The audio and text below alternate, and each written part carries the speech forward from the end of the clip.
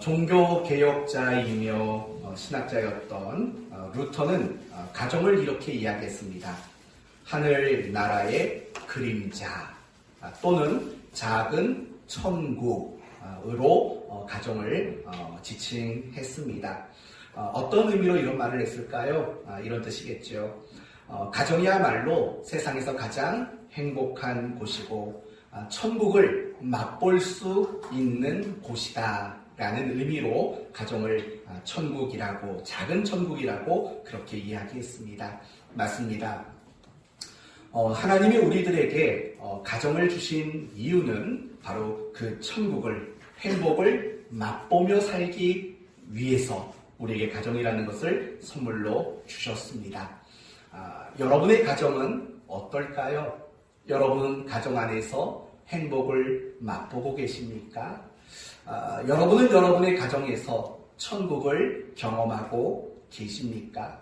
만약에 그렇다면 여러분의 가정은 대단히 건강한 가정인 겁니다. 그러나 반대로 가정 안에서 그 어떤 행복도 경험할 수 없고 천국을 맛볼 수 없다면 미안하지만 여러분의 가정은 대단히 건강하지 못한 가정이라고 말할 수 있는 겁니다.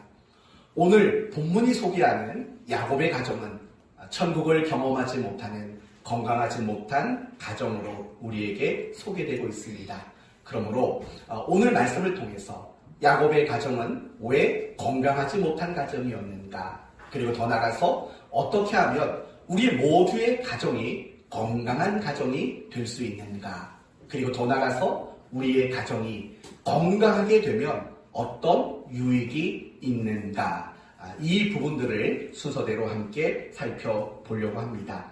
먼저 1절 말씀을 보시면 야곱이 가나안 땅, 곧 그의 아버지가 거류하던 땅에 거주하였으니, 여러분 지금 야곱의 가정은 어느 땅에 거주하고 있었다고 말합니까?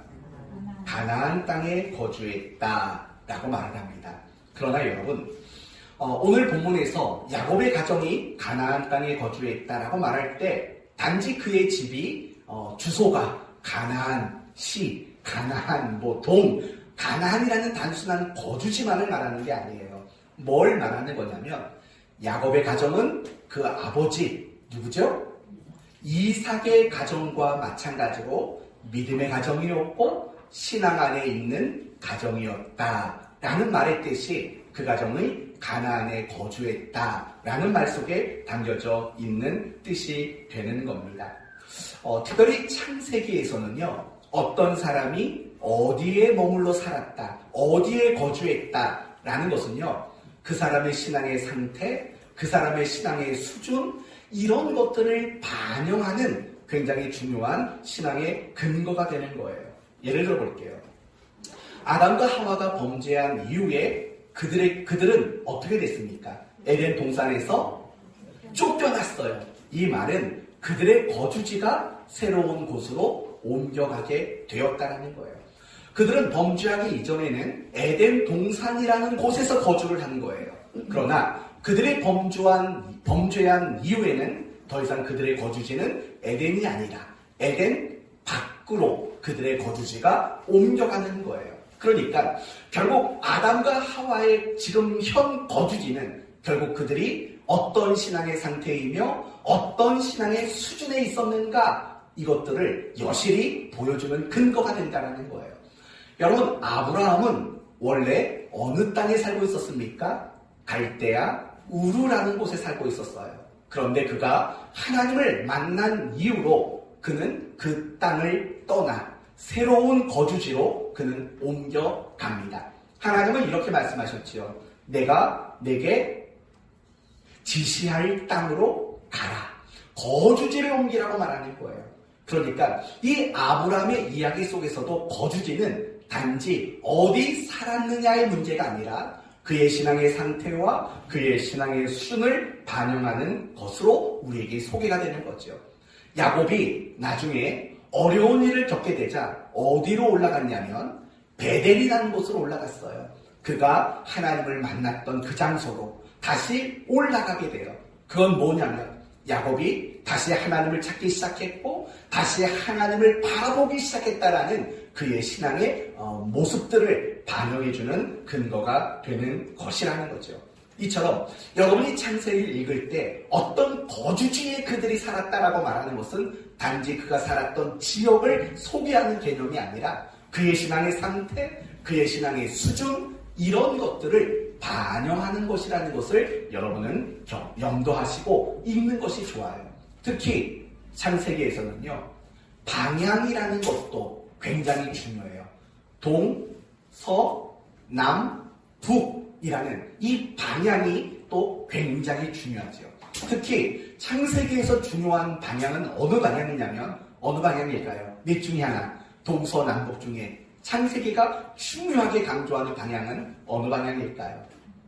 하나 잘 찍으시면 돼요. 25%의 확률이에요. 동서남북 어딜까요? 동이요? 맞아요.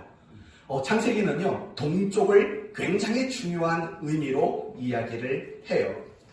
창세기는요, 동쪽이라는 이야기가 언급될 때 반드시 무엇을 말하냐면 인간은 하나님께 멀어졌다라는 그런 상징적인 표현을 쓸 때 창세기에서는 주로 동쪽을 이야기해요. 그리고 나중에 에스겔서에 넘어가 보면 성전에 대한 환상이 나와요.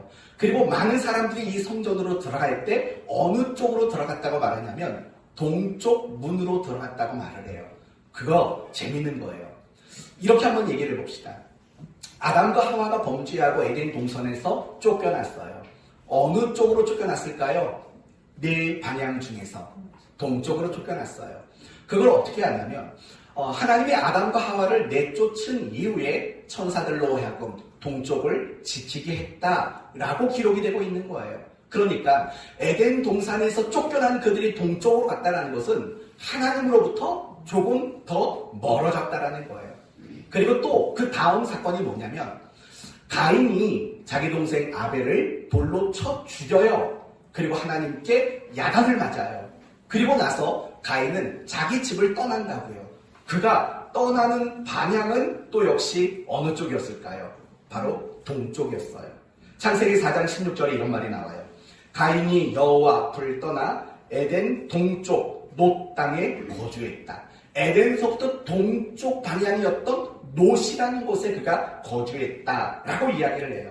그리고 좀 몇 장 넘어가 보면 많은 사람들이 시나이 평지에다가 뭘 세우죠? 바벨을 세워요. 바벨탑을 세운다고요. 그런데 그 바벨탑을 쌓는 것은 신앙적인 뭔가요? 불신앙적인 뭔가요? 그건 불신앙이에요. 하나님을 대적하고 하나님과 한번 겨뤄보겠다라는 말이에요. 여러분, 이 바벨탑을 쌓을 때 벽돌과 벽돌 사이에 뭘 넣었다고 말하는 줄 아세요, 혹시?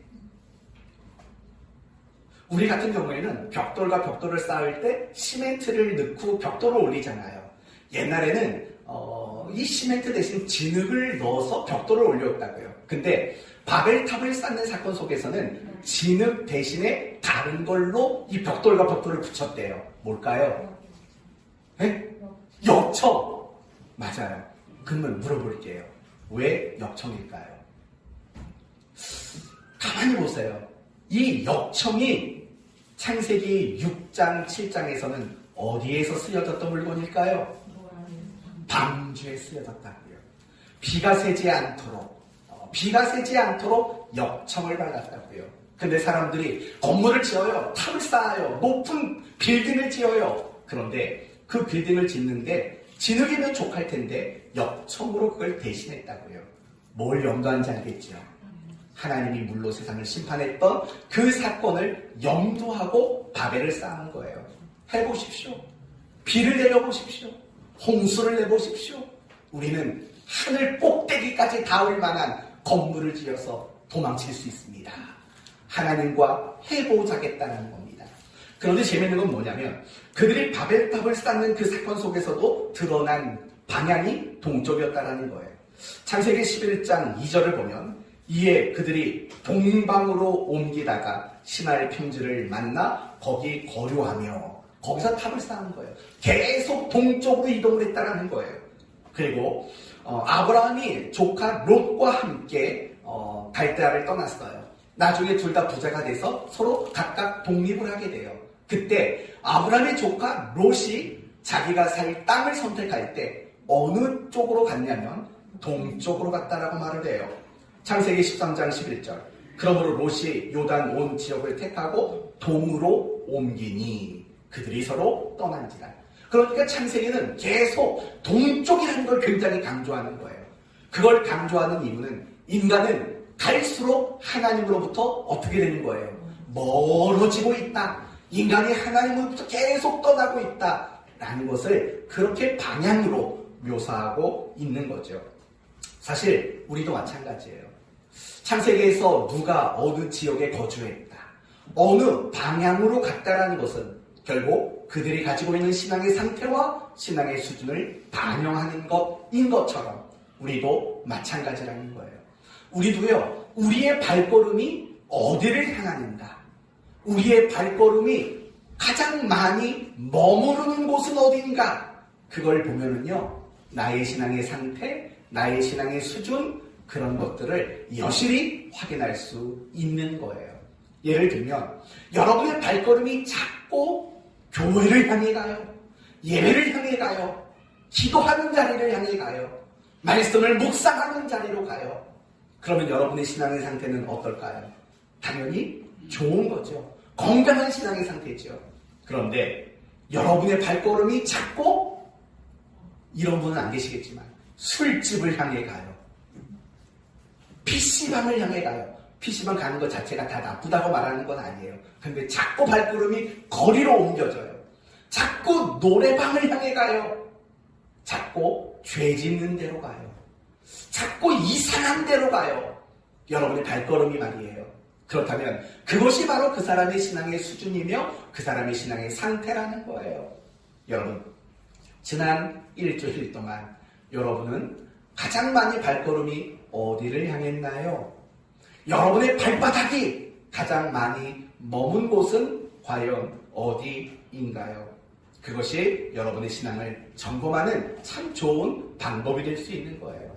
다시 오늘 본문의 이야기로 말한다면 야곱과 그 가정은 가나안 땅에 거주했어요. 그것은 그들이 믿음 안에 있었고 그들이 신앙 안에 있었다라는 표현이었고 반증이었다라고 여러분에게 말씀을 드렸어요. 이제 계속해서 2절을 봅시다.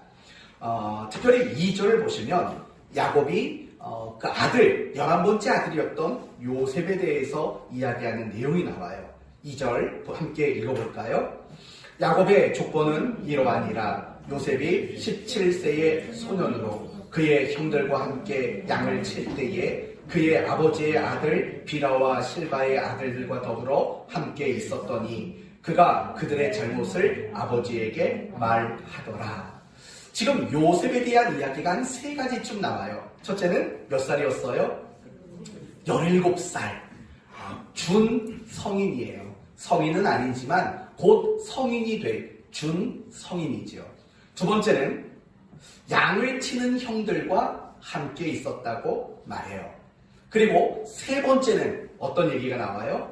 형들의 잘못을 아버지에게 늘 고자질했다라고 2절은 이야기하고 있어요. 근데 재밌는 게 뭐냐면 여기서 형들의 잘못을 아버지에게 말하더라 라는 이 단어는 미완료형이에요. 미완료형. 여러분, 미완료형이란 이런 거예요. 형들의 잘못을 고자질하는 게 한 번으로 끝나지 않았다는 거예요. 2번으로 끝나지 않았다는 거예요. 미완료형이에요. 무슨 뜻일까요? 끊임없이 형들의 잘못을 볼 때마다 아버지에게 주르르 달려가가지고 형들의 잘못을 고자질했다. 이렇게 이야기하고 있는 거예요. 계속해서 3절을 보시면 요셉에 대한 이야기가 또 나와요. 요셉은 노년에 얻은 아들이므로. 혹시 이거 아시는 분 계실까요? 야곱은 요셉을 몇 살에 낳았을까요? 야곱은 요셉을 몇 살에 낳았을까요? 정확히 몇 살에 낳았다라는 기록은 없지만 추측할 수 있는 내용들이 나와요. 예를 들면 야곱이 나중에 요셉에게 초대를 받아서 애굽 땅으로 가잖아요. 그쵸? 애굽 땅으로 이사를 간다고요. 그때 이런 말을 해요. 내 나이가 130입니다. 라고 말을 해요. 그러니까 야곱이 요셉의 초대를 받아서 애굽 땅에 갔을 때의 나이가 130세래요. 130세. 요걸 근거해서 계산을 해보면은요, 91살에 야곱이 요셉을 낳은 거예요. 91살에. 그러니까 옛날에는 우리보다, 요즘보다 훨씬 더 길게 살았잖아요. 뭐 140년, 150년, 이렇게 살았던 시대니까 91세면 어느 정도쯤 될까요? 한 4, 50대나요? 요즘식으로 말하면 여하튼 91세에 낳은 아들이 바로 요셉이었어요. 특별히 이 요셉은 어머니가 누구죠? 요셉의 어머니?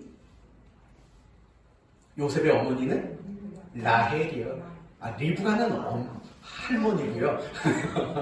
네, 요셉의 어머니는 라헬이에요. 라헬은 누구예요? 야곱이 제일 사랑했던, 첫눈에 반해버렸던 바로 그런 여자지요.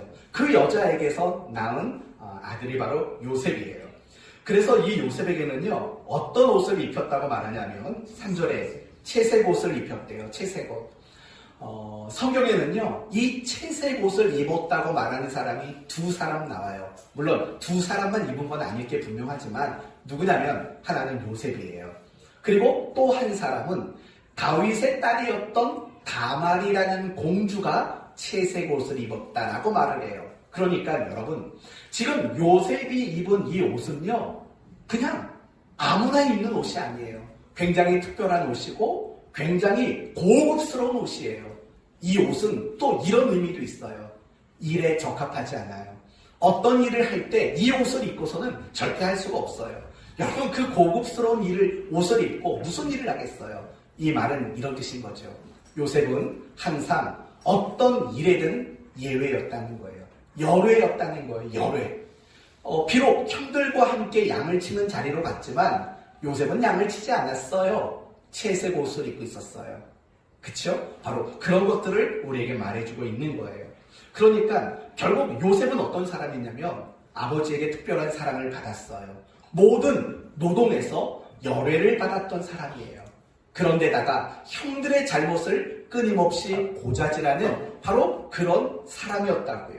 그 결과가 뭘까요? 4절을 보면 그의 형들이 아버지가 형들보다 그를 더 사랑함을 보고 그를 미워했대요. 미워했대요. 그러면서 그 다음에 나오는 말이 뭐냐면 그에게 편안하게 말할 수 없었대요. 이 말은요, 서로 말을 섞지 못하는 관계라는 뜻도 있지만 이런 뜻도 있어요. 여기서 편안하게 라는 말은 히브리어로 샬롬이에요. 샬롬. 여러분, 당시 히브리인들은 샬롬을 언제 주로 썼을까요? 인사말로 썼어요. 그러니까 이 뜻은 뭐냐면 요셉은 형들과 샬롬, 안녕이라는 이런 정도의 인사말조차도 할 수 없는 그런 이상한 관계 속에 있게 되었다라는 말의 뜻인 겁니다. 그렇다면 이제 우리가 정리를 해봅시다. 이렇게 정리할 수 있어요. 분명히 야곱의 가정은 믿음 안에 있었고 신앙 안에 있었던 가정이 틀림없어요. 그러나 야곱의 가정은 결코 행복하진 않았어요. 결코 천국을 경험할 수 있는 그런 가정은 아니었어요.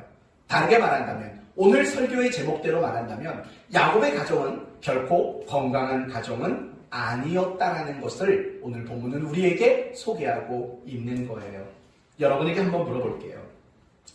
건강한 가정이란 어떤 가정일까요? 건강한 가정. 건강한 가정이란 어떤 가정일까? 완벽한 가정일까요? 경제적인 면에, 건강적인 면에, 모든 면에 완벽한 가정일까요? 또는 갈등이 없고 어떤 문제가 없는 가정이 건강한 가정일까요? 사실 그렇지 않습니다. 왜냐하면 이 세상에 존재하는 어떤 가정도 완벽한 가정은 없어요. 왜냐하면 가정을 구성하는 구성원들 모두가 다 누구이기 때문일까요? 죄인이기 때문이고 죄성을 가진 사람들이기 때문인 거예요. 그래서 아무리 사랑으로 만들어진 가정, 그리고 피가 섞여서 만들어진 가정임에도 불구하고 그 가정 속에서는 늘 갈등이 있을 수밖에 없고 아픔과 상처를 주는 일들이 있을 수밖에 없는 것은 너무나도 당연한 겁니다. 그렇지 않을까요? 그렇다면 정말 건강한 가정이란 어떤 가정일까? 문제가 없고 아픔과 상처를 주는 것이 없는 가정이 정말 건강한 가정이 아닌 거죠. 그러면 건강한 가정이란 어떤 가정일까요? 저는 이렇게 생각해요. 건강한 가정이란 회복과 치유가 일어나는 가정이라고 생각해요. 무엇과 무엇이 일어나요? 회복과 치유가 일어나는 가정. 예를 들면 여러분, 우리 몸 건강해요. 그렇잖아요. 그런데 손이 좀 베였어요. 그러면 어떻게 될까요? 이 손 베인 자리는 결국은 회복이 돼요. 딱지가 않고 그 딱지가 떨어지면 그 상처의 살이 메워져서 회복이 되고 치유가 돼요. 건강한 몸은 그래요. 그러나 반대로 당뇨가 있어요. 심한 당뇨가 있어요. 상처가 났네요. 이 상처가 금방 아물까요? 아물지 못해요. 자꾸 이 상처는 덧나게 돼 있어요. 덧나게 돼 있다고요. 그러니까 오죽하면 심하면 뭐 당뇨족이라고 말하나요? 막 발꼬락이 썩어가고 상처 하나 때문에 발꼬락이 썩어져서 그 발꼬락을 자를 수밖에 없는 그 심각한 지경에 처하게 된다고요. 건강함이란 바로 그거예요. 우리가 몸이 건강한 것은 잠깐 아파도 어떤 나쁜 바이러스가 들어와도 그걸 금방 회복하고 금방 치유하는 게 건강인 거예요. 건강한 가족도 마찬가지예요. 때로는 서로에게 아픔을 줄 수 있고 상처를 줄 수가 있어요. 그러나 가정이란, 건강한 가정이란 그 아픔과 그 상처를 치유하고 회복하는 기능과 능력을 가진 가정, 그 가정이 정말 건강한 가정일 수밖에 없는 거예요. 여러분, 제가 어제 지난 금요일날 저희 아버지 납골당에 잠시 가족들과 함께 다녀왔어요. 저, 아내, 딸. 기분 좋게 갔다가요, 오는 길에 대판 싸웠어요. 하은이랑 싸웠어요. 하은이랑. 무슨 말을 하는데 아빠 때문에 속상하대요. 아빠 때문에 상처받았대요.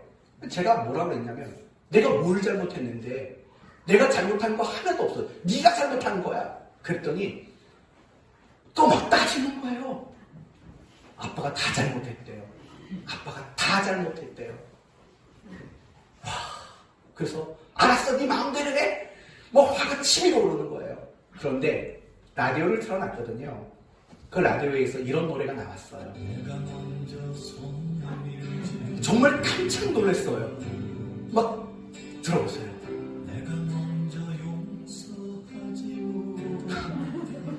가사를 들어보세요.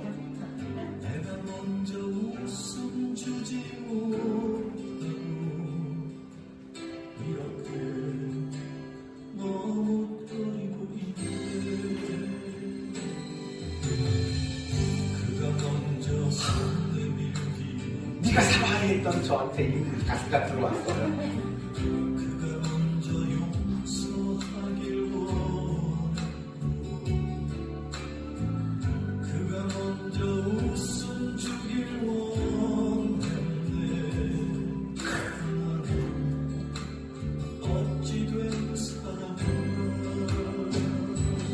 여기까지만 듣죠.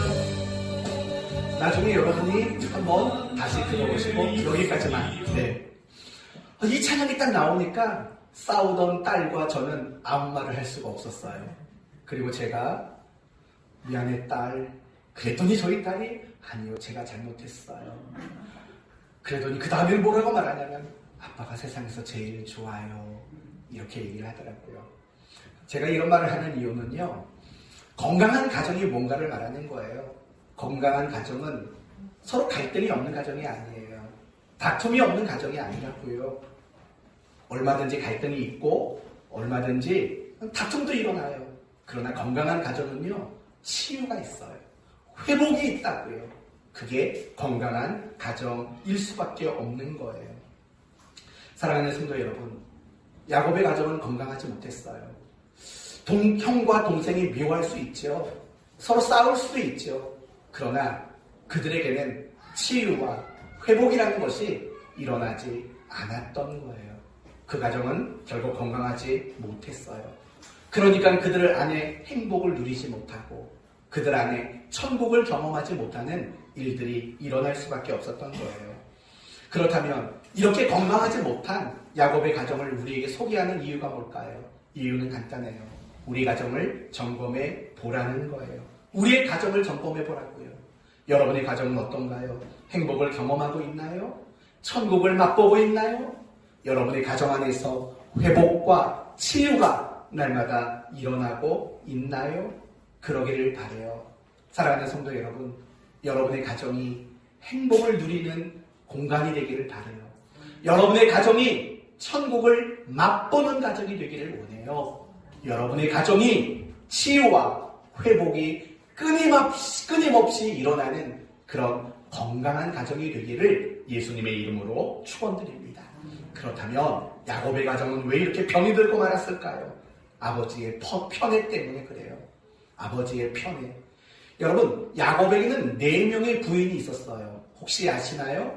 레아와 라헬, 실바와 비라라는 4명의 아내가 있었다고요. 근데 이 4명의 아내 가운데 야곱은 늘 편애했어요. 누구를 편애했을까요? 라헬을 편애했다고요. 야곱에게는 몇 명의 아들이 있었을까요? 12명의 아들이 있었어요. 그런데 이 12명의 아들 중에 누구를 편애했을까요? 요셉을 편애했어요. 바로 그런 거예요. 이 야곱의 가정이 병들 수밖에 없었던 이유는 바로 편애 때문에 그래요. 왜곡된, 삐뚤어진, 편향된 사랑 때문에 그 가정은 결국 병들 수밖에 없었던 거예요. 생각해봐요. 나머지 3명의 아내들은 얼마나 상처를 받았겠어요. 나머지 11명의 형제들은 또 얼마나 상처를 받았겠냐고요. 더욱이 그 편애 때문에 야곱이 그토록 사랑하던 요셉도 형들에게 미움을 받고 형들 때문에 노예로 팔려가는 정말 씻기기 어려운 아픔과 상처도 받게 된 거죠. 그리고 자기 아들들에게 속아가지고 야곱은 그 요셉이 죽은 줄 알고 수십 년의 세월을 슬픔 속에 살 수밖에 없는 일들이 일어나게 된 것 아닙니까? 그 편애 때문에 결국 그 가정은 그렇게 깨어질 수밖에 없었던 거예요. 성도 여러분, 오늘날도 마찬가지예요. 오늘날도 많은 가정이 병들 수밖에 없었던 이유 중 하나는 바로 편애 때문에 그래요. 제가 오늘 설교를 준비하면서 자료를 좀 찾아봤더니요, 연세대학교 정신과 교수가 해놓은 글을 잠깐 봤어요. 내용은 어떤 거냐면, 인간이 살면서 가장 큰 상처가 되는 것은 결국 편애로 인한 상처래요. 편애로 인한 상처. 그리고 어릴 때부터 부모에게 편애를 받은 그 사람은 중년이 됐을 때 중년 우울증에 걸릴 확률이 대단히 높다라는 글을 읽어봤어요. 그러면 여러분에게 한번 물어볼게요. 자식이 둘 있는 부모만 대답을 하셔요. 똑같이 사랑하시나요? 아니요. 네. 감사합니다. 우리 선교사님. 네. 아니요. 라는 말이 나왔어요. 보통 자식이 2명 이상이면 편애가 일어날 확률이 많아요. 대부분 이런 경우예요. 마음이 더 쓰이는 자식이 있어요. 아픈 손가락? 그런 식의 표현이 있잖아요. 예를 들면 아이가 병이 있다던가 아니면 좀 가난해서 어렵게 살다든가 아니면 너무 힘들게 사는 그 자식이 마음이 더 갈 수 있어요. 그래서 그 자식에 대한 편애가 생기기도 해요. 그런데 또 하나의 이유가 있어요. 그건 부모가 자식에게 어떤 기대를 얼마나 갖느냐에 따라서 편애가 생기기도 해요. 첫 번째 케이스는 종종 있어요. 힘든 자식한테 마음이 더 가고 신경이 덜 쓰이는, 그래서 편애가 생기고, 또 하나는 내가 쟤한테는 기대감이 커. 예를 들면 둘째 아들에게 기대감이 커요. 그러면 그 둘째 아들을 더 많이 사랑하게 돼요. 기대하는 마음에 따라서 편애가 생기곤 한다라는 거예요. 근데 여러분, 결국 그런 편애는요 절대로 안 돼요. 왜 안 되냐면 가끔씩 부모들은 그런 말을 해요. 똑같이 사랑하죠. 솔직하지 못한 분이 있어요. 이렇게 솔직한 분들도 계시지만 솔직하지 못한 분이 있어요. 그런데 아세요? 자식이 2명 이상 된 자녀들 중에 85%는 자기는 편애라는 아픔과 상처를 겪었다라고 그렇게 느끼고 있어요. 부모는 똑같이 사랑해 라고 말하지만 자식의 입장에서는 전혀 그게 아니었다라는 거예요. 전혀 그게 아니었다라는 거예요. 사실은 그런 식의 일들이 가정을 병들도록 만들게 되는 거예요. 이제 본론으로 들어갈게요. 그렇다면 정말 건강한 가정이 되기 위해서 절대적으로 우리에게 필요한 것은 과연 뭐가 필요할까요? 좋은 환경이 필요할까요? 아니면 좋은 가족 구성원이 필요할까요? 사실은 그런 것이 필요하지 않습니다. 예를 들면 아담과 하와를 한번 생각해 보세요. 아담과 하와의 가정. 그들은 세상에서 가장 행복한 가정이었고 세상에서 가장 완전해 보이는 환경 속에 살았던 가정이었어요. 완벽한 환경, 완벽한 남편, 완벽한 아내. 그런데 그 가정은 결국 병들고 말았어요. 행복하지 못했어요. 저 여자 때문에 그랬어요. 저 남자 때문에 그랬어요. 형이 동생을 쳐 죽이는 이런 일들이 일어났다고요. 왜 그렇게 가정이 병들고 말았을까요? 이유는 분명해요. 말씀을 놓친 거예요. 또는 말씀에 대한 의식이 약해졌기 때문이라는 거예요. 하나님이 아담과 하와에게 이렇게 말을 했어요. 선악을 알게 하는 나무의 실과를 따먹지 말아라. 먹는 날에는 정령 죽으리라. 그런데요, 하와가 사탄에게 유혹을 받을 때는 뭐라고 말하냐면 동상 중앙에 있는 나무의 열매는 하나님의 말씀에 너희는 먹지도 말고 만지지도 말라. 너희가 죽을까 하노라. 죽을지도 몰라. 라는 식으로 말씀을 여기고 있었다라는 거예요. 하나님은 어떻게 말했다고요? 그 먹는 날에는 정령 죽는다. 반드시 죽는다라고 단호하게 말했다고요. 그러나 이 아담과 하와는 무슨 말을 하냐? 어떻게 그것을 생각했냐면 죽을지도 몰라 라는 식으로 그들은 말씀을 희석시켰고 말씀에 대한 인식이 그만큼 약해졌기 때문인 거예요. 그래서 가정은 병들게 되어 있는 거예요. 남편이 돈을 많이 못 벌어와서 가정이 병드는 게 아니에요. 여러분, 아내가 잔소리를 많이 해서 가정이 병드는 게 아니에요. 정말 가정이 병드는 거는요, 말씀이라는 중심이 흐트러질 때 가정은 반드시 병들 수밖에 없는 거예요. 야곱의 가정도 마찬가지잖아요. 그 가정은 믿음과 신앙 안에 있었던 가정이에요. 그런데 어때요? 편애가 난무했어요. 형제들끼리 서로 미워했어요. 죽이려고까지 했다고요. 왜 그런 일이 일어났을까요? 정말 하나님의 말씀에 대해서 의식하는 바가 있었다면, 하나님의 말씀을 그들이 굳게 붙잡았다면 정말 그런 일을 저지를 수 있었을까요?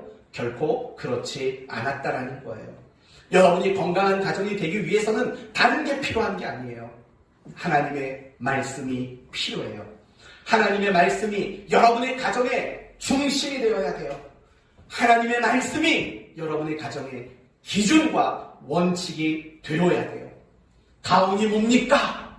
물어보면 하나님의 말씀이 여러분의 가정의 가훈이 될 수 있어야 돼요. 여러분 한번 지금부터 상상을 해보세요. 아내를 사랑하라 라는 말씀을 붙잡고 순종하는 남편과 산다면 행복할까요? 안 행복할까요? 남편에게 복종하라 라는 말씀을 붙잡고 순종하는 아내와 산다면 행복할까요? 안 행복할까요? 내 부모를 공경하라 라는 말씀을 붙잡고 순종하는 자식과 산다면 행복할까요? 안 행복할까요? 내 자녀를 노엽게 하지 말고 주의 말씀으로 양육하라 라는 말씀을 붙잡고 사는 부모와 산다면 여러분은 행복할까요? 행복하지 않을까요? 당연히 행복하지요. 말씀 붙잡고 살아가는 가족들, 말씀에 순종하는 가족들, 그들과 함께 산다면 얼마나 행복하고 얼마나 천국을 경험할 수 있겠습니까? 처음부터 하나님이 가정이라는 것을 만드실 때 그 근간을, 그 토대를 어디에 두셨냐면 바로 하나님의 말씀에 가정의 근간과 가정의 토대를 그렇게 삼으셨다는 것을 우리는 알아야 되는 거예요. 그래서 여러분의 가정이 병들지 않고 여러분의 가정이 정말 건강한 가정이 되기를 원한다면 그 무엇보다도 하나님의 말씀을 붙잡는 일, 여러분의 가정 안에서 말씀을 세워가는 그런 일들이 여러분에게 무엇보다도 필요한 거예요. 더 단호하게 말한다면 하나님의 말씀이 없는 가정은 절대로 건강한 가정이 될 수 없어요. 천국을, 행복을 경험할 수 있는 가정이 되지를 못한다고요.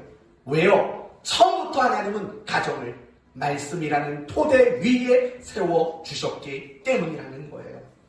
그러므로 저는 여러분에게 두 가지 권면을 합니다. 첫째, 부모된 여러분이 모범을 보이는 여러분이 되시기를 바랍니다. 여러분 그거 아세요? 자식은요, 원하든 원하지 않든 부모를 닮아갈 수밖에 없기 때문에 그래요. 여러분, 야곱은 자식을 편애했어요. 그 편애가 그냥 나온 것 같으세요? 절대 그렇지 않아요.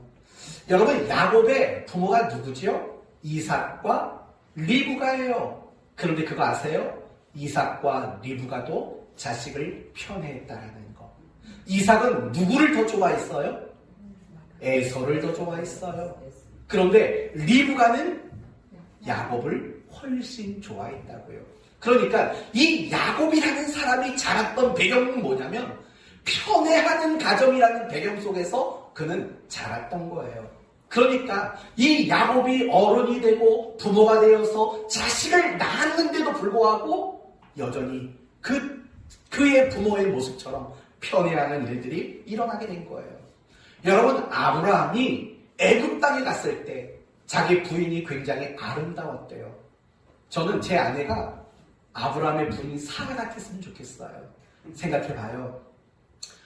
아브라함이 75세 갈대아 우를 떠났어요. 그때 사라의 나이는 몇 살이었을까요? 65세죠. 10살 터울이니까. 10살 차이니까. 애굽에 가서 뭐하고 했으면 최소 65세 된 여잔데 너무 아름다워서 내가 부인 때문에 죽을까봐 걱정을 했대요. 저도 그런 걱정하고 살고 싶어요. 아무튼 그럴 때 아브라함은 어떻게 했죠? 내 누이입니다. 내 여동생입니다. 라고 거짓말을 쳤다고요. 그런데 재밌는 건 뭐냐면 아브라함의 아들이 그랄 땅에 갔을 때, 이삭이 그랄 땅에 갔을 때 자기 아버지가 겪었던 똑같은 일을 겪어요. 그때 그랄 왕에게 자기 아내를 뭐라고 소개하냐면 제 여동생입니다. 이렇게 소개한다고요. 참 똑같지 않아요? 다윗도 한번 생각해봐요. 다윗은 살인죄와 간음죄를 저질렀어요. 그런데 다윗의 첫 번째 아들이 자기 이복 여동생을 간음하는 죄를 저질러요. 다윗의 네 번째 아들 압살롬은 그 첫째 형을 죽이는 살인죄를 저질러요. 이 모든 게 우연일까요?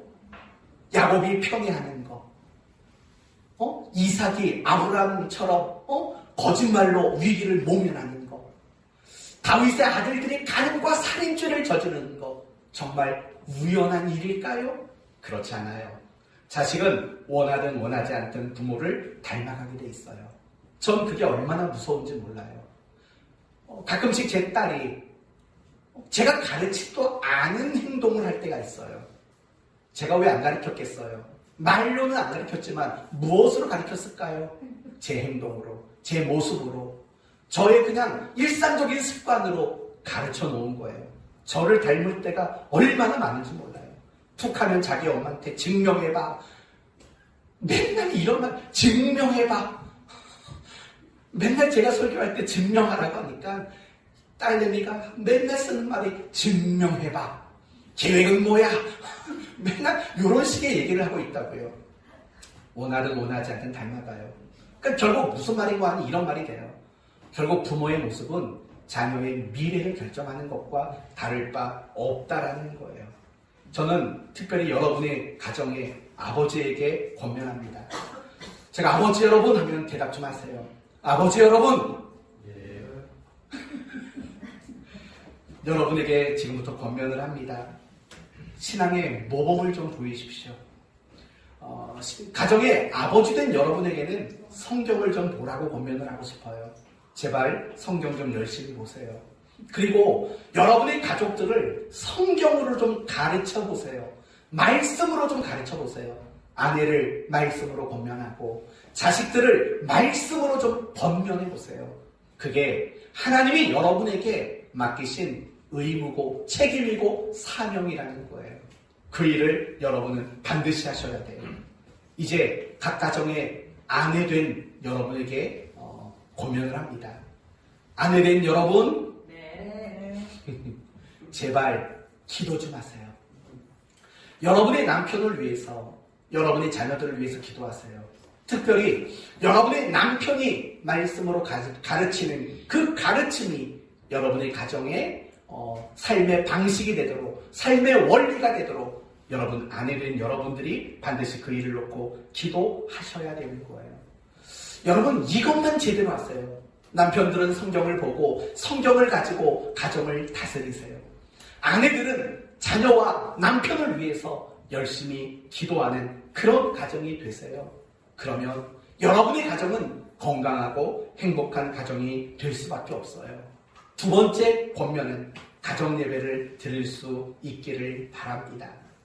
여러분, 우리나라 믿는 가정 중에 가정 예배를 드리는 비율이 몇 프로인지 아세요? 4% 미만이래요. 4% 미만. 100명의 가정, 100개의 가정 중에서 매주 한 번이라도 가정 예배를 드리는 가정이 고작 4명에 불과하대요. 절대 그러면 안 돼요. 여러분에게 다시 한번 강하게 말씀을 드려요. 가정 예배를 반드시 드려야만 해요. 왜냐하면 이 가정 예배 안에는 여러분의 가정을 건강하게 만들 만한 모든 게 다 들어있어요. 말씀이 들어있지요. 기도가 들어있지요. 찬송이 들어있지요. 적어도 온 가족이 한 자리에 모이는 것 그것만으로 해도 사실은 얼마나 큰 유익이 있는 줄 몰라요.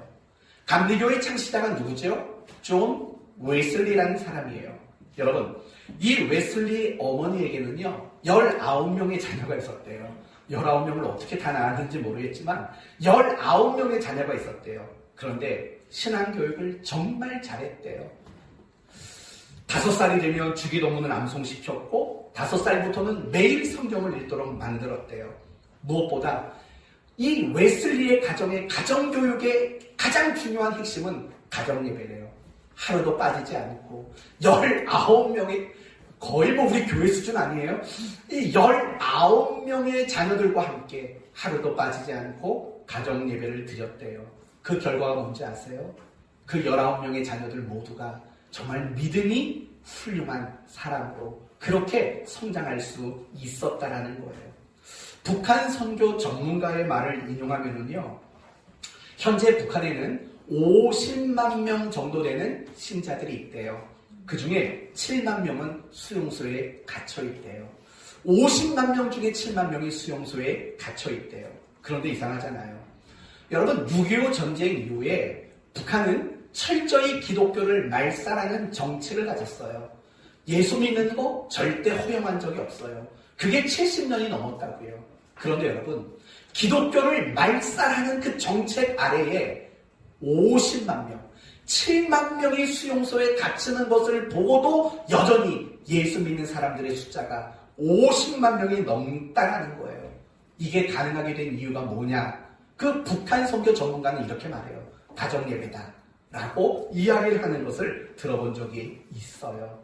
사랑하는 성도 여러분, 우리의 가정이 건강해지고 행복하고 정말 천국을 경험하는 가정이 되려면 두 가지를 기억하시면 돼요. 첫째는 부모가 모범을 보이셔야 돼요.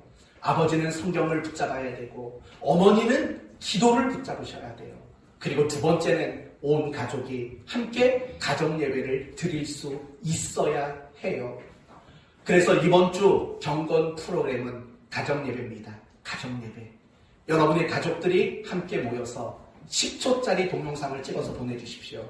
저희 가정 이제 모였습니다. 가정 예배 이제 시작합니다. 라고 동영상을 짤막하게 찍으셔서 올려주시면 됩니다.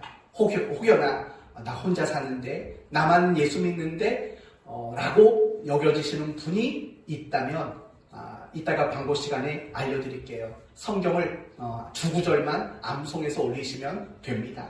가정 예배를 반드시 드리셔야 돼요. 그러면 여러분은 건강한 가정이 될 수 있는 거예요. 건강한 가정이 돼요. 그러게 되면 어떤 일이 있을까요? 이미 말한 대로 여러분의 가정은 치유와 회복이 일어나는 건강한 가정이 되고 천국을 경험하는 가정이 될 수밖에 없어요. 그리고 더 나아가서 이 사회가 건강한 사회가 될 수밖에 없어요. 여러분, 오늘날 얼마나 이 사회 안에 끔찍한 일이 일어나는지 몰라요. 뉴스 보기가 겁이 나요. 너무 잔인하고 포악한 일들이 많아요. 왜 이런 일이 일어났을까요? 이유는 간단해요. 가정이 무너져서 그래요. 가정이 병들었기 때문에 사회가 병들게 되어 있어요. 우리 예수 믿는 가정들이 정말 건강하게 다시 세워지게 된다면 이 사회도 건강한 사회로 만들어질 수 있을 거예요. 그리고 끝으로 여러분의 가정이 건강해지면 이런 유익이 있어요. 사랑하는 교회가 건강한 교회가 될 수 있는 거예요. 왜냐하면 모든 교회의 기초는 가정이거든요. 가정이 얼마나 건강하느냐가 결국은 교회의 건강함을 보여주기 때문에 그래요. 그래서 사도행전에 나오는 그 초대교회 예루살렘 교회가 얼마나 건강한 교회였어요. 그 이유는 그들 안에 건강한 가정이 많아서 그래요. 사도행전 1장을 보면 마가 바나바의 건강한 가정이 있었고, 사도행전 4장을 보시면 바나바라는 헌신과 섬김에 휘감이 될 만한 바나바라는 가정이 있었던 거예요. 그 밖에도 고넬료의 가정, 아굴라와 브리스길라라는 가정, 그리스도보라는 가정, 루디아라는 가정, 빌립 가정, 수없이 많은 가정, 많은 무명의 가정들이 그 교회를 건강하게 만들고 있었다라는 거예요. 사랑하는 성도 여러분, 우리 교회가 건강해지기를 바라지요. 우리 교회가 건강하게 부흥하기를 바라시지요. 그렇다면 여러분의 가정을 건강하게 만드세요. 여러분의 가정이 막 행복해요. 우리 교회도 행복할 수밖에 없어요. 여러분의 가정이 건강해지면 우리 교회도 건강해질 수밖에 없는 거예요. 이제 오늘 말씀을 마치겠습니다. 하나님이 인간에게 가장 먼저 주신 선물, 그리고 하나님이 인간에게 가장 큰 선물을 주셨는데 그게 바로 가정이라는 거예요. 그 가정 안에서는 행복을 누릴 수 있고 천국을 경험할 수 있고 치유와 회복을 경험할 수 있는 곳이기 때문에 그래요. 그러나 오늘날 너무나 많은 가정은 더 이상 천국을 경험하지 못하는, 천국을 맛보는 그 기능을 상실해버린 가정으로 전락하고 말았어요. 세상 불신자들 가정만이 아니에요. 예수 믿는 성도들의 가정도 그렇게 무너지고 있어요. 이유는 하나예요. 하나님의 말씀을 놓아버렸기 때문에 그래요. 말씀이 원칙과 기준이 되지 못하고 말씀을 가온 삼지 못하는 이 일들 때문에 예수 믿는 성도들의 가정도 무너지고 있어요. 그러므로 이제 우리 모든 성도들 함께 약속합시다. 말씀을 가정의 토대로 삼읍시다. 하나님의 말씀을 붙잡고 그 말씀을 세워가는 그런 가정이 되십시다.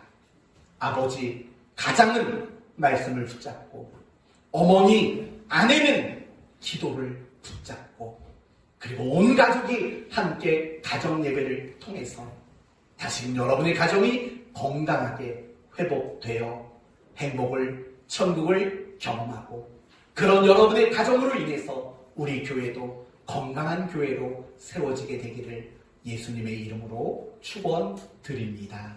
아멘. 기도합시다. 하나님, 감사합니다. 오늘 말씀을 통해서 건강한 가정에 대해서 함께 살펴봤습니다. 건강한 가정이란 갈등이 없는 가정이 아니고 아픔과 상처가 없는 가정이 아닙니다. 비록 그런 것들이 있다 할지라도 치유되고 회복돼서 행복을 느끼고 천국을 맛보게 되는 가정이 바로 건강한 가정이라고 했습니다. 이런 건강한 가정이 되기 위해서는 하나님의 말씀을 붙잡아야 한다고 말씀 주셨습니다. 우리 사랑하는 성도들의 가정이 하나님의 말씀을 붙잡고 그 말씀의 토대 위에 가정을 세워가도록 축복해 주시옵소서. 가장은 말씀을 붙잡고 아내와 어머니는 기도를 붙잡고 온 가족이 가정 예배로 모이게 되는 이런 은혜로운 일들이 일어나게 해 주옵소서. 예수님의 이름으로 기도 올리옵나이다. 아멘.